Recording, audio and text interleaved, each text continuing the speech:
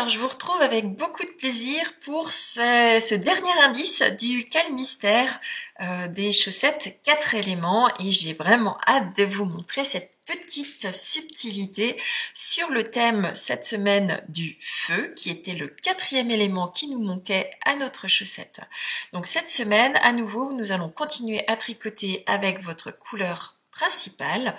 Je vous rappelle que la couleur que moi j'utilise, c'est une couleur de la teinturière Arco Iris Yarn dans son coloris de la maison Stark dans sa collection Yarn of Throne que j'aime beaucoup, hein, qui faisait partie d'un kit à chaussettes et c'était son contrastant associé.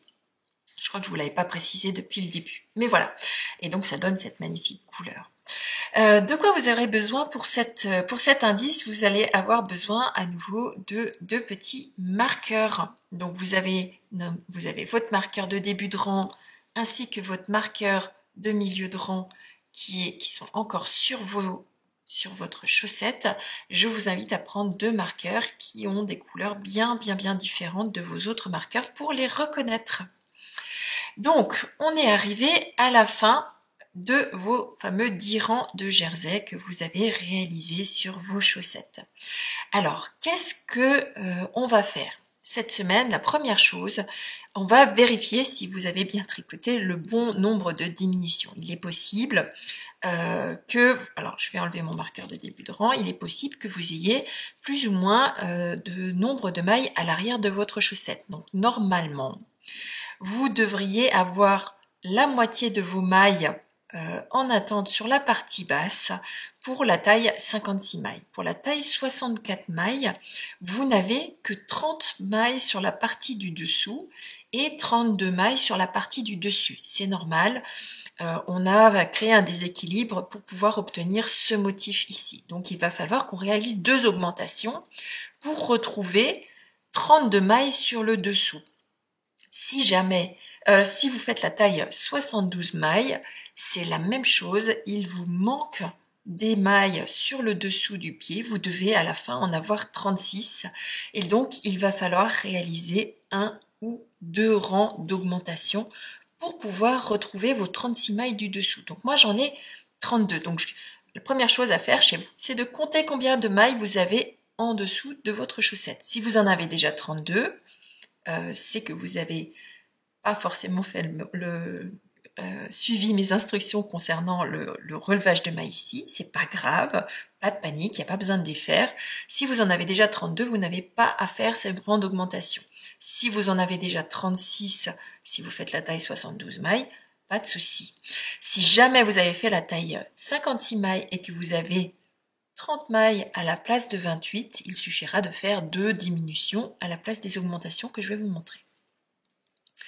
Donc, moi j'ai besoin de faire 2 augmentations. La première chose, c'est que je vais tricoter une maille à l'endroit. Parce que j'aime pas faire les augmentations tout de suite au niveau du marqueur. Ensuite, je vais faire une première augmentation qui est une augmentation inclinée à gauche, puisque je suis à gauche, sur la partie gauche de mon marqueur. Donc pour faire une augmentation inclinée à gauche, j'insère mon aiguille droite sous le fil qui se situe entre les 2 mailles. Je l'insère de l'avant vers l'arrière. Et je le pose sur mon aiguille.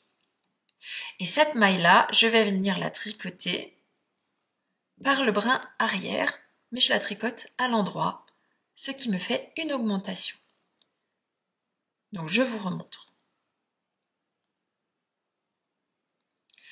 Je viens relever d'avant vers l'arrière, de devant vers derrière. Je la pose sur mon aiguille à côté et je viens tricoter cette maille par le brin arrière. Je la tricote à l'endroit par le brin arrière. Puis je tricote jusqu'à une maille du prochain marqueur. Je tricote à l'endroit jusqu'à une maille du prochain marqueur. Et je vous retrouve là-bas. Donc, me voici arrivé à une maille du marqueur suivant. Cette fois-ci, je suis à droite de mon marqueur. Donc, je vais faire une augmentation inclinée vers la droite pour que ça ne se voit pas trop. Donc, cette fois-ci, ce brin-là, qui est entre les deux mailles, je ne vais pas venir le chercher de devant vers derrière. Je vais venir, et cette fois-ci, pour plus de facilité, je vais le faire avec l'aiguille gauche, je vais venir de derrière vers devant. Donc, de l'arrière vers l'avant. Je relève exactement le même brin. Et je le tricote par le brin avant. Et ça vous fait une augmentation inclinée vers la droite. Je tricote la dernière maille et je glisse mon marqueur, puis je tricote jusqu'au marqueur de début de rang. Si vous avez besoin d'augmenter de plus que 2 mailles, vous répétez le rang qu'on vient de réaliser une deuxième fois s'il vous manque encore 2 mailles. Donc vous voyez, il n'y a pas d'inquiétude, il n'y a pas de panique à avoir. S'il vous manque de mailles, on en rajoute. Ou si vous avez 2 mailles en trop, vous faites des diminutions pour bien ajuster. L'important, c'est qu'à la fin, enfin, sur la suite de votre pied, on ait bien la moitié des mailles sur le dessus et la moitié des mailles sur le dessous.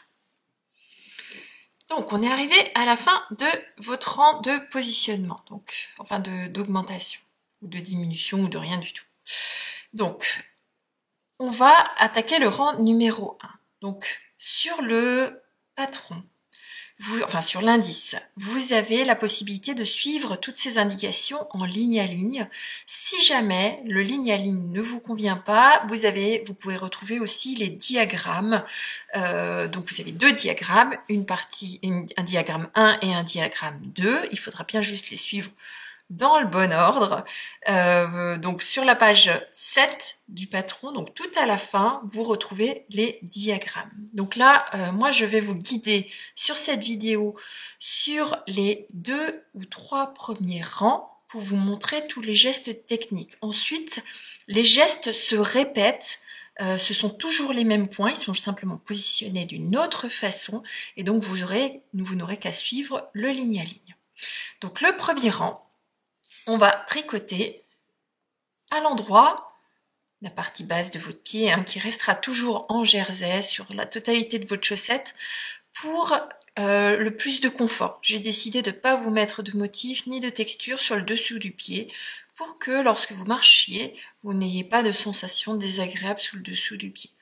Donc là, on va tricoter à l'endroit jusqu'au premier marqueur.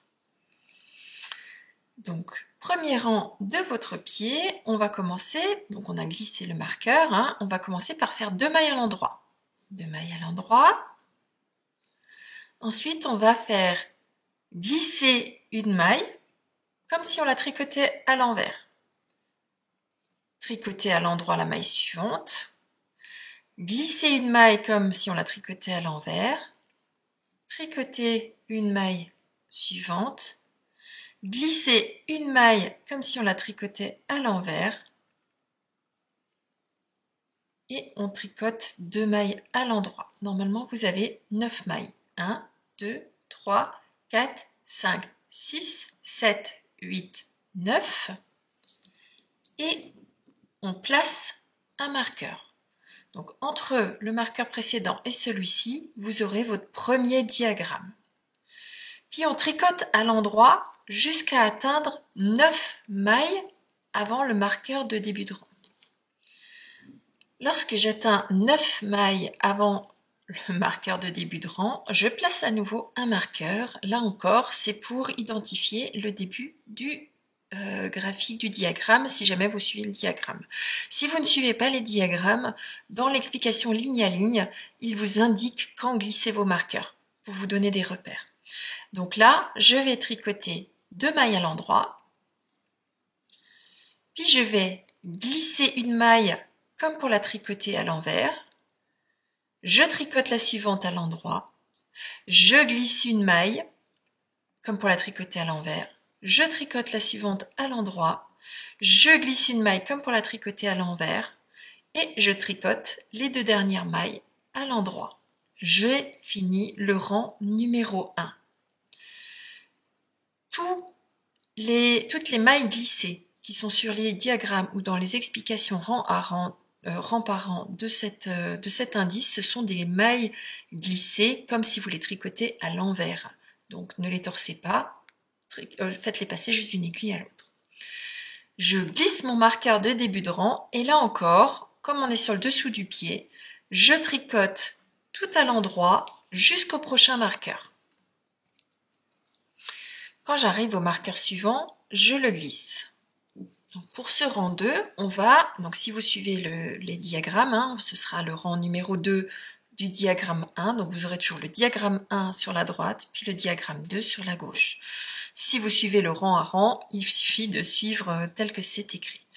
Donc sur ce deuxième rang, une fois qu'on a glissé notre premier marqueur, on va tricoter les 2 premières mailles à l'endroit. 1, 2. Puis on va tomber sur un point qui s'appelle C2B. Donc C comme croisé, 2 comme 2 mailles, donc on va croiser 2 mailles, et B ça veut dire back, donc par l'arrière. Donc on va croiser les 2 mailles, ce qui veut dire qu'on va jamais tricoter la première, on va tricoter d'abord la deuxième, puis la première. Et comme c'est back, on va faire passer l'aiguille à l'arrière.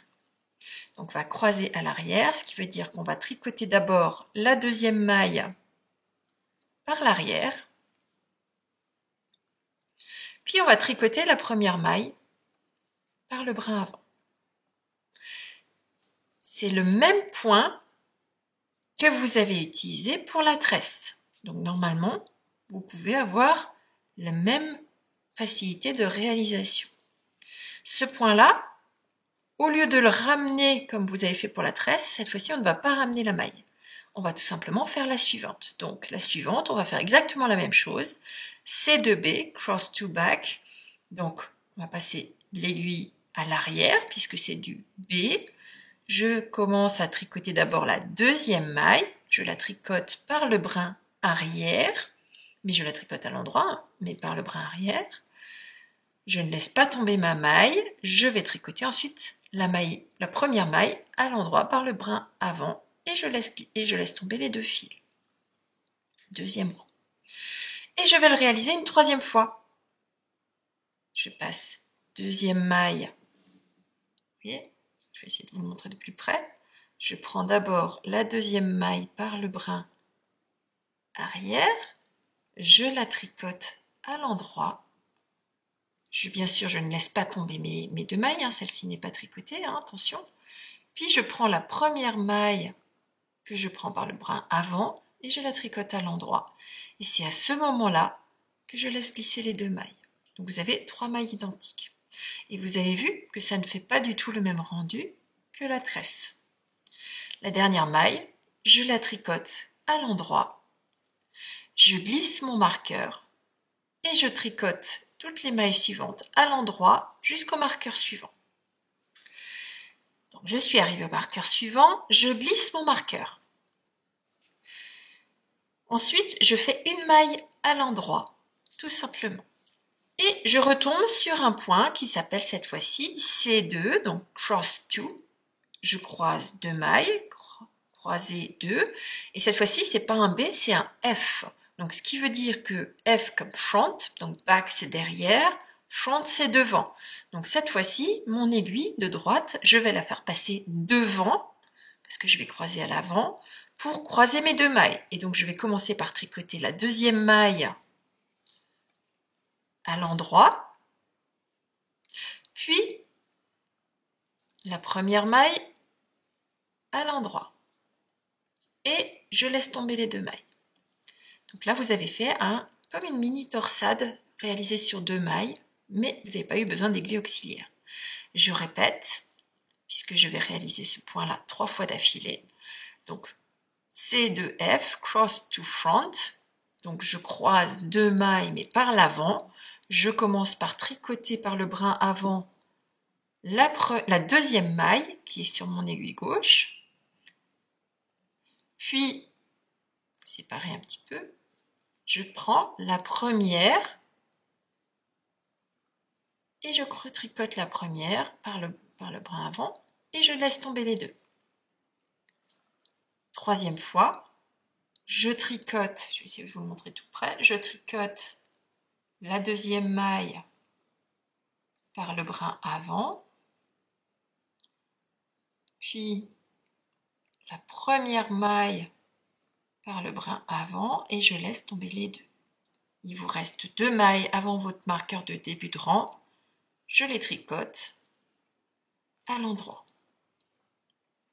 Puis vous passez au rang numéro 3. Donc, c'est tous les points techniques dont vous allez avoir besoin sur cet indice. Donc, des cross to front, donc des cross to back, pardon, des croisés qui sont inclinés vers la gauche. Et pour l'incliner vers la gauche, on commence par prendre la maille, mais par l'arrière. Et des cross to front, donc des croisés ou des torsades, on peut aussi appeler ça des torsades donc pardon. On croise 2 mailles, mais on les croise par l'avant. Et donc dans ce cas-là, on commence par tricoter la deuxième maille par l'avant, puis la première maille toujours encore par l'avant. Donc ces 2 points, cross to front, cross to back, et les mailles glissées, ce sont les 3 points techniques qui vont vous servir à réaliser la totalité de ce petit motif. Donc petit motif qui représente les flammes qui dansent dans l'âtre de la cheminée. Donc c'est le dernier indice, c'est l'indice feu. J'espère qu'il vous plaira.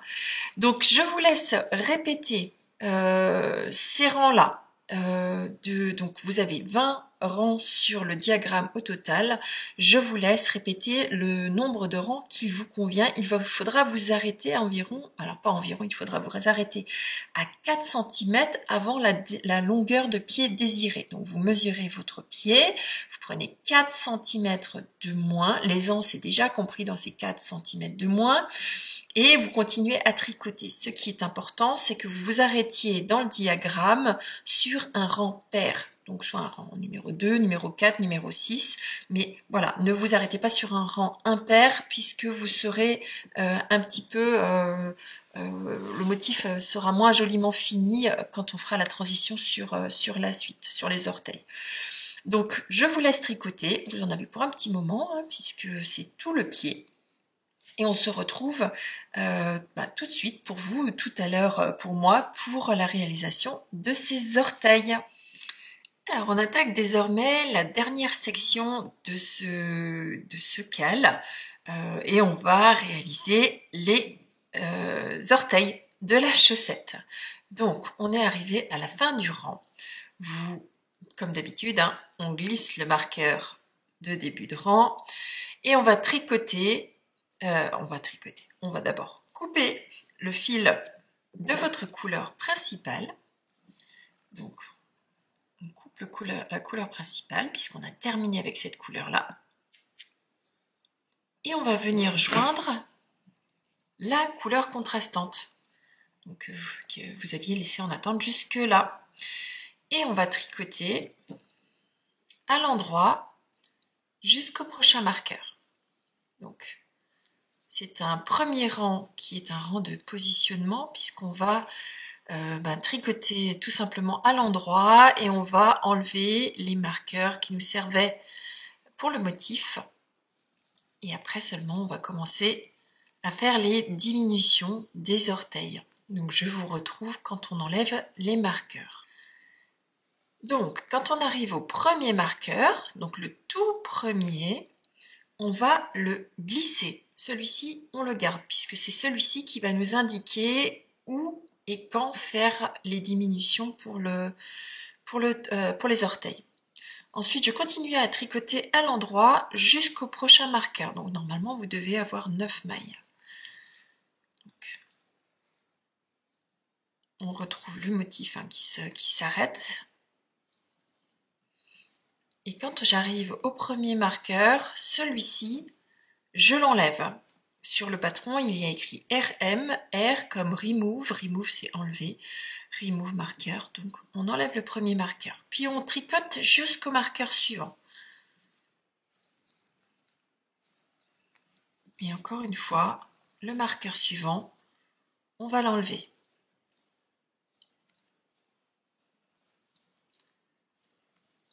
Donc il n'y a que quelques mailles. Donc le marqueur suivant qui était également là pour vous indiquer l'emplacement de votre motif. Ce marqueur là, c'est nouveau RM sur le patron, donc on l'enlève. et on tricote à l'endroit jusqu'au marqueur de début de rang. Donc il doit vous rester, après avoir enlevé le deuxième marqueur, il doit vous rester 9 mailles.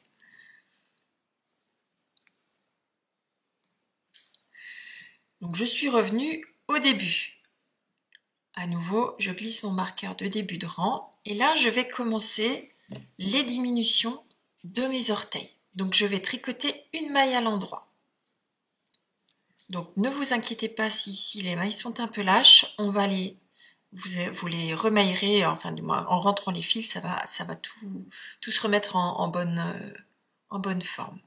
Donc une maille à l'endroit pour le premier rang des diminutions des orteils. Donc rang numéro 1, je fais une maille à l'endroit, puis je fais un SSK. Donc je glisse ma première maille comme si je la tricotais à l'endroit, je glisse ma deuxième maille comme si je la tricotais à l'endroit, puis je tricote les 2 mailles que je viens de glisser par le brin arrière.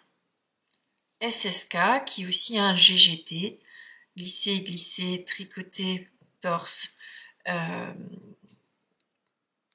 en français. Puis je tricote jusqu'à atteindre 3 mailles avant le prochain marqueur, donc 3 mailles avant. Lorsque j'atteins 3 mailles avant le prochain marqueur, je tricote 2 mailles ensemble à l'endroit.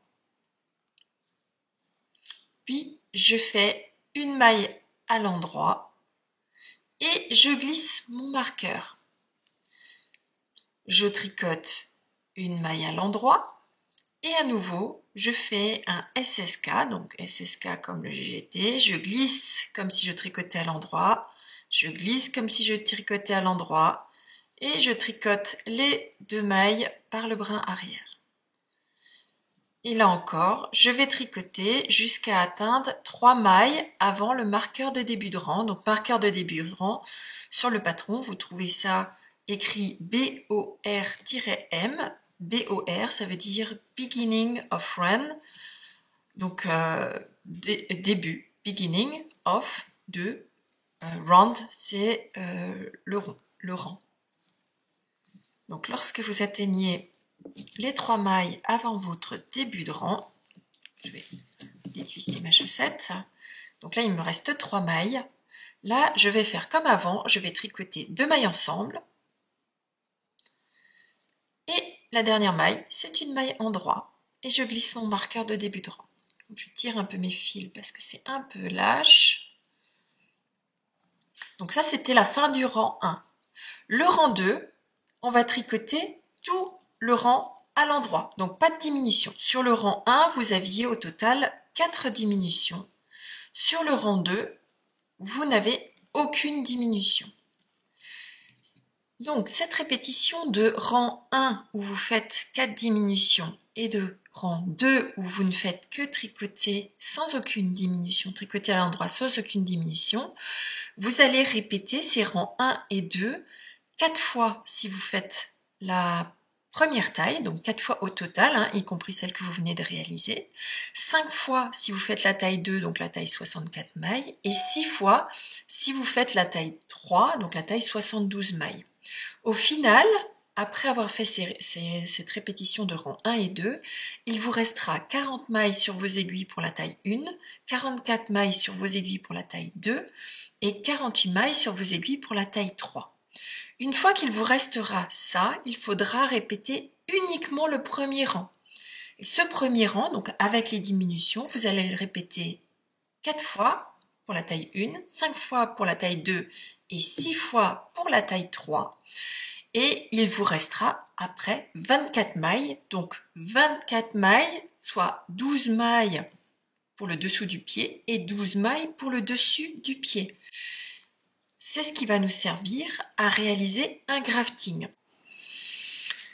Donc, pour pouvoir réaliser le grafting, je vous ai mis un lien vers vers une vidéo qui vous permettra de vous montrer les gestes techniques, parce qu'il existe énormément de très bons tutoriels permettant de réaliser des graftings. Donc, il était inutile que je vous en recrée un de moi-même. Je vous ai mis le lien vers ce geste technique. Donc voilà, j'espère que cette chaussette vous aura plu, qu'elle vous aura apporté plein de nouvelles techniques. On aura quand même vu un montage extrêmement élastique, donc qui est un montage en côte alternée. Vous avez pu faire un tout petit peu de jacquard, beaucoup plus simple que lors du précédent Cal Mystère, qui vous permettait de vous familiariser avec le jacquard, mais également de faire un petit motif sur le thème de l'eau. Puis on a réalisé ces petites tresses qui représentent les sillons du labour de la terre. Et là encore, j'espère que cette technique vous a beaucoup plu. On est ensuite venu mettre une petite fioriture représentant le vent qui souffle contre les montagnes pour réaliser l'élément air. J'espère que toute la technique autour du talon renforcé vous aura aidé à comprendre mieux et à surtout réaliser vos chaussettes sans aucun trou. Et puis, petite technique que je voulais vous montrer, c'était comment réaliser des espèces de torsades comme si c'était une surpiqûre, en utilisant la technique des torsades à une maille. Et l'objectif ici était de vous montrer comment on réalise ces torsades sans aiguille auxiliaire, donc des torsades une-hude, sans lâcher vos mailles non plus, parce que je sais que ça peut faire très très peur. Donc voilà. Alors, quant à la chaussette terminée, moi je vous dis rendez-vous dimanche dans le podcast où je vous montrerai la version totalement terminée bloquée. Donc bloquée, pour ceux qui ne savent pas, il suffit tout simplement de mettre votre chaussette à tremper dans un peu d'eau avec une lessive spéciale laine. Utilisez celle que vous voulez, hein. Vous avez de l'Eucalan, du Soak, qu'est-ce que vous avez encore, du Ténémol. Donc il y a diverses lessives de laine, hein, qui sont bien.